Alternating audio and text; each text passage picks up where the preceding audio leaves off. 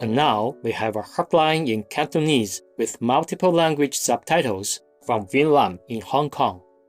呢幾日原本熱鬧嘅香港一時變得沉寂，其後大家日益悲動，同修、家人、朋友、同事、店員、路人都懷住沉重嘅心情喺度談論同埋靜觀大埔宏福苑香港世紀最高級別火災，期盼大火熄滅，失聯人士獲救。由於屋苑原本正在進行裝修工程，加上深秋嘅乾燥天氣同埋狂風，讓火勢失去控制，無情火焰瞬間吞噬7座現代化住宅樓宇，昔日香港嘅住屋典範。無辜被困嘅住戶瞬間逃生無門。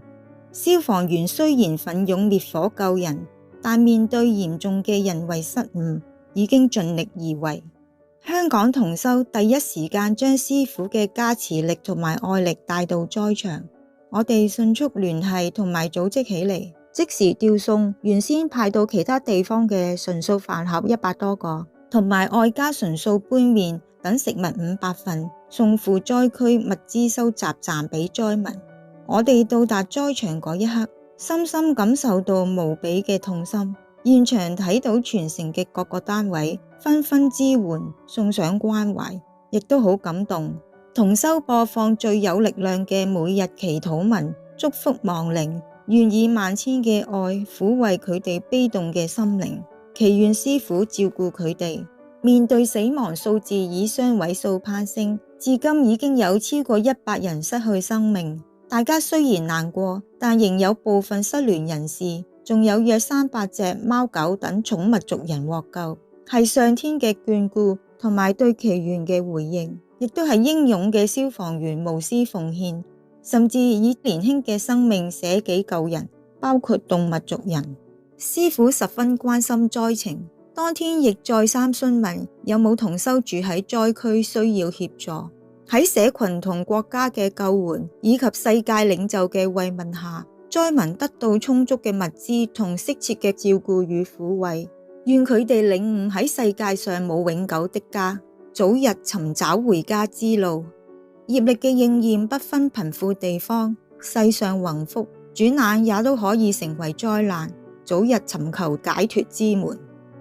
宏福苑大火當天，香港上空出現大型橙紅色雲彩，係傳說中亡魂通往天堂嘅橋，相信師父已經接引佢哋啦。詠琳嚟自香港。Compassionate Winlam, we are also deeply saddened by this tragic event. This illusory world is only temporary and filled with suffering. Anything can happen at any time to anyone. We must always be ready to depart this planet, for we never know which day will be our last.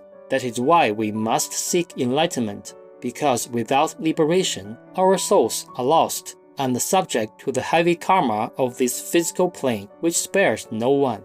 May this event serve to awaken the world and help people to realize they must seek God and love each other for life to be happy and meaningful.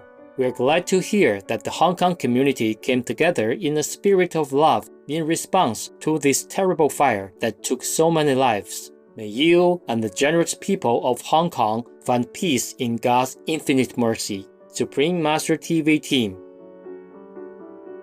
We feel ashamed that in spite of getting the best education possible, it took us so long to realize that mixing animals with business led to cruelty. We are sorry that we ended up contributing to your exploitation for so many years. Akshat Jain, vegan. We welcome your heartlines, stories, and/or cute, loving animal people clips. Please send them via suprememastertv.com/heartline.